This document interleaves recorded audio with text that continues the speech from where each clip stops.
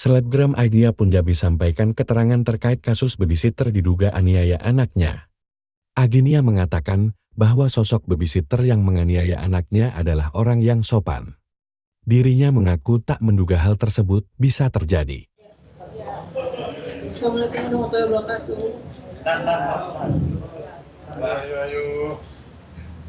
Terima kasih untuk awak media yang sudah membantu untuk memviral kasus ini, karena saya tidak mau kasus ini terjadi lagi di semua hal. Dirasakan oleh seorang ibu, apalagi ibu yang bekerja. Mungkin di sini saya mau berterima kasih dulu kepada Kapolresta Malang Kota yang sudah menindak kasus ini dengan cepat, sehingga pelaku bisa langsung diambil. Pelaku ini 1 tahun bekerja dengan saya dengan sangat sopan. Sangat sopan. Selama 1 tahun ini ada sedikit banyak hal-hal yang mungkin menurut saya mencurigakan, seperti ada bekas cubitan, cuman saya melihat susternya dengan perangai yang sangat sopan, jadi saya masih percaya sama susternya. Tapi dibuktikan di hari ini. Dan sebelumnya saya sudah pernah mengalami kejadian yang sama, cuman tidak saya laporkan polisi, saya maafkan. Jadi untuk kali ini saya tidak bisa saya memberikan ke pihak yang berwajib.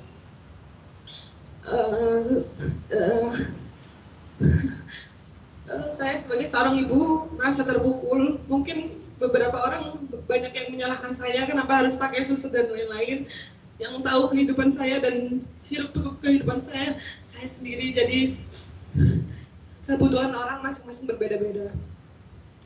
Dan saya sangat berharap pelaku dijerat hukum sebesar-besarnya.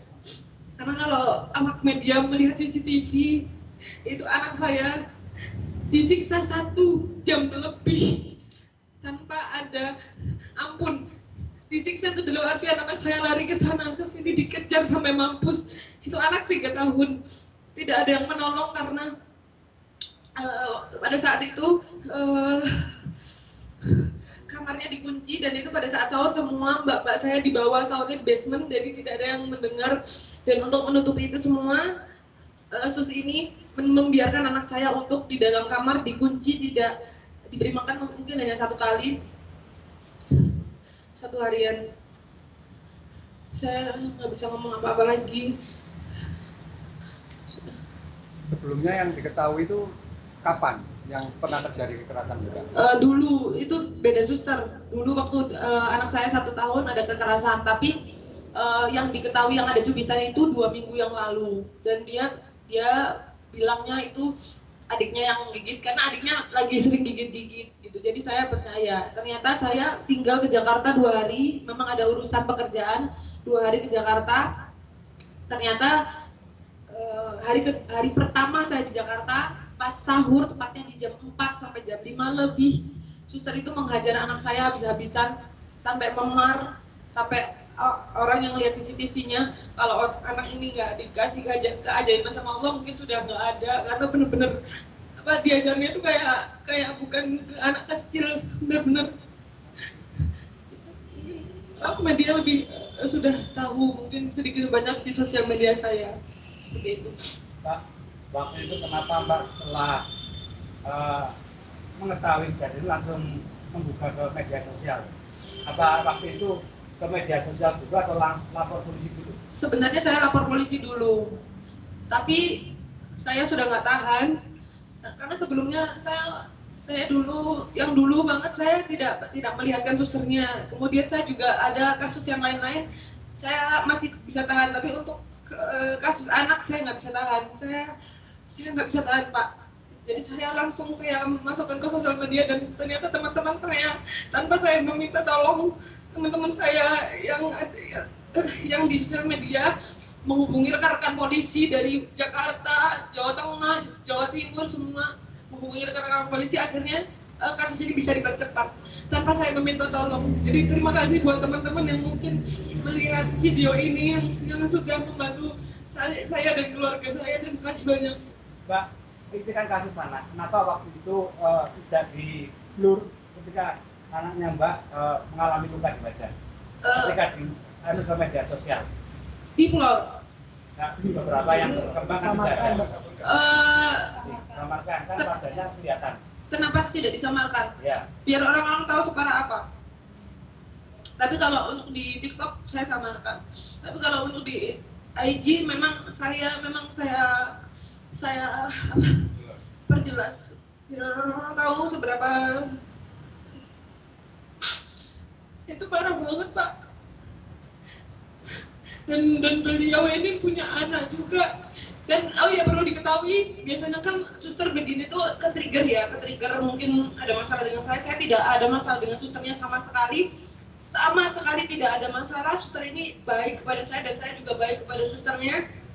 Bisa ditanyakan ke orang-orang rumah dan manajer saya semuanya, suster ini berperangai yang sangat-sangat amat baik, tapi ternyata manipulatif.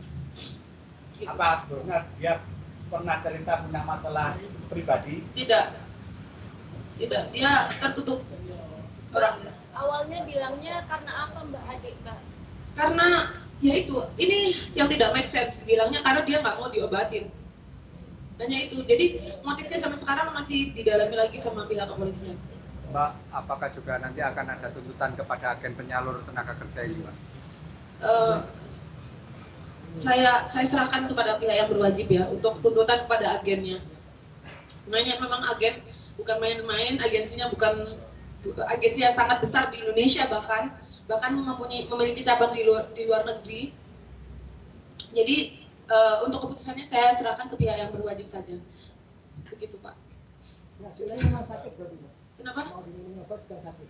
Enggak, diolesin obat. Nah, itu kita tidak tahu juga apakah sebelumnya sudah terjadi penganiayaan.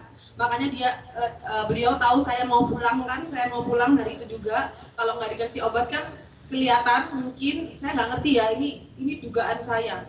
Jadi saya nggak ngerti, sebelumnya nggak ngerti, masih didalami lagi. Mbak, tadi di rumah sakit sampean kan mendampingi adik ya. Adakah perbedaan sikap atau keceriaan pasca Iya. atau sesudah? Iya, jadi pas waktu tidur 5 kali dia mengigau ketakutan. Setelah saya sadarkan ini saya, baru bisa tidur lagi. Mengigau lagi, ketakutan lagi, saya sadarkan lagi, baru bisa tidur lagi. Trauma berat. Sudah dilakukan pemeriksaan dalam, mungkin ada luka-luka dalam tidak di tempat. Iya, lagi di dalamnya. Masih dalam. Kenapa Pak? 1 tahun. Hampir 1 tahun. Sudah ya, Pak. Makasih ya. Makasih banyak. Betul, Pak. Tahan.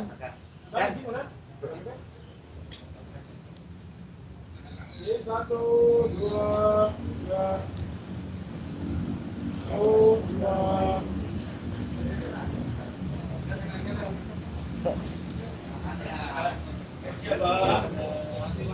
Makasih. Download Tribun X sekarang, menghadirkan lokal menjadi Indonesia.